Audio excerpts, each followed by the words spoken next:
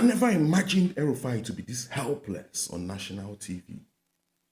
The same medicine, the same pills he was forcing and shoving down people's throats was the same medicine, his own medicine for that matter. Now, his own medicine and carry give and make him test. He say no, if he take him, say they bitter, they cry like baby. And now he knows that medicine they bitter. Now, I understand when P2B talks, so the first thing when you go first destroy, as in just enter president. Now that structure of illegality. Because now that thing PDP they suffer for today.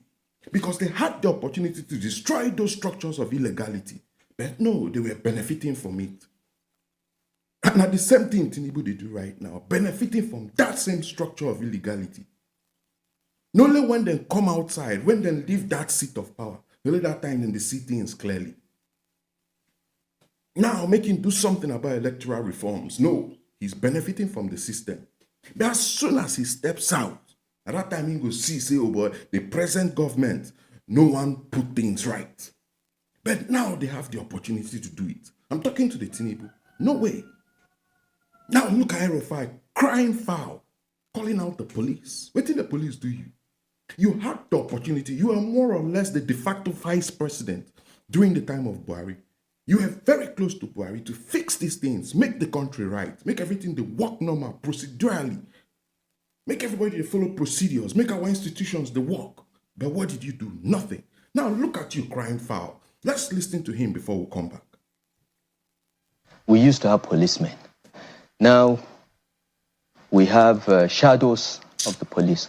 They were there, and I'm submitting a petition to the IG as well as the Police Service Commission, because this gets to the root of the failure of our policing system. When law enforcement agents are the ones that are used to facilitate and protect those that engage in violence, then we are on our way to total destruction of everything that we stand for in this country.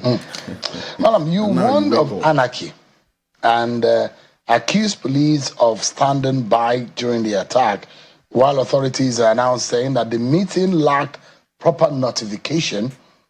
Do you believe this was negligence on the part of the organizers? What is proper notification? Okay. And a political gathering? You don't think that for proper cover of security? Under which law? What section of the Constitution? No one can abridge my rights of association. No one can ask me to give any notice. I can give if I choose.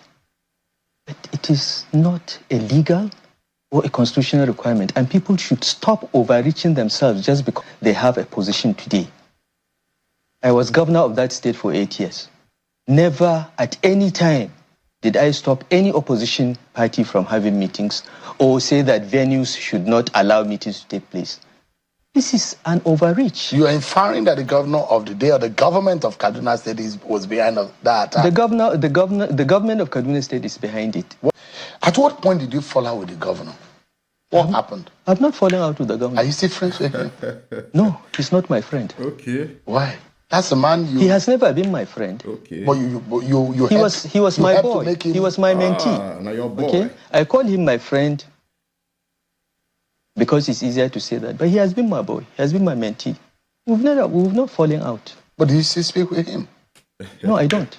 Oh, no, you don't. Now your boy now, they deal with you. Now your boy, they deal with you. Now today, you know, say the police system, no they straight. The police, no they efficient. Now today, you know, say the police, no they diligent. Now today, you wake up to that fact. When you had the opportunity to put things right, rather you were benefiting and enjoying and doing the same thing. Now you go ask, this same Ubasani that is dealing with you today, who taught Ubasani these whole tricks? Who taught him? Who taught him how to use dogs?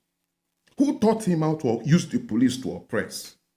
Who taught him about before you do any political gathering, make sure you inform the police so that you're going to regulate people movements the way you like. You have the right to say, no, don't accept, don't approve that gathering. Who taught him all that? Who? Not you. If you don't forget, make me remind you. Who taught him how to break the laws? Now you know they favor you again, you don't they complain, and now you know how to put things right. If you don't forget, make me remind you. Listen,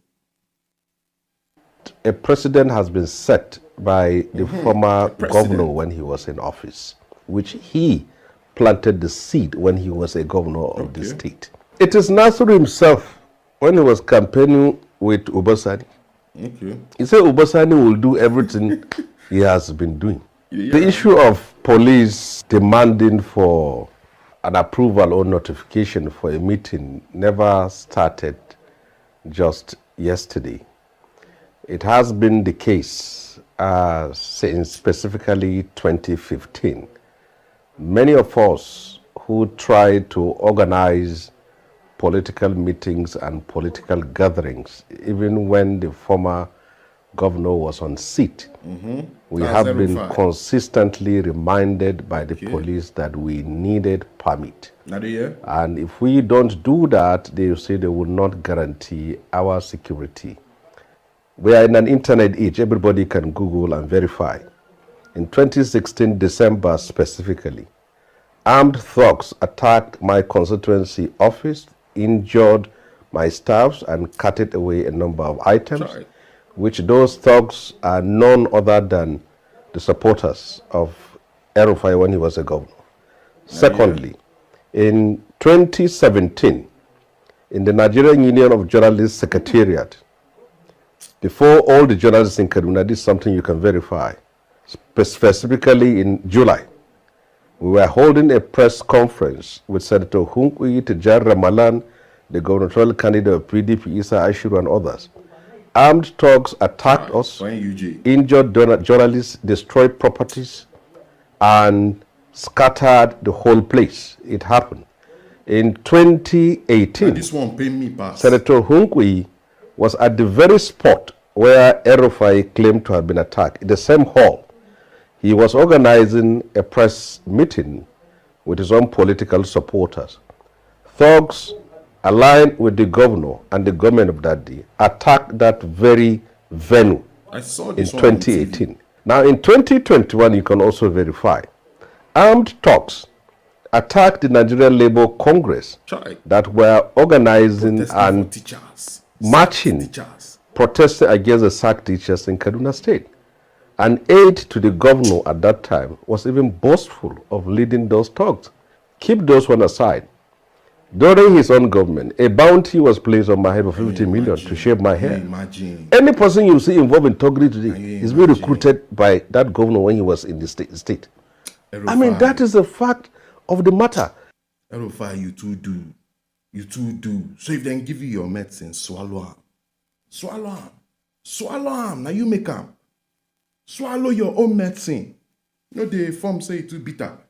You have the opportunity. Now you come outside, they cry foul. Say, my boy, my boy. And now you know say now your boy. My friend, go inside house, carry cup, put water for your cup, swallow your medicine.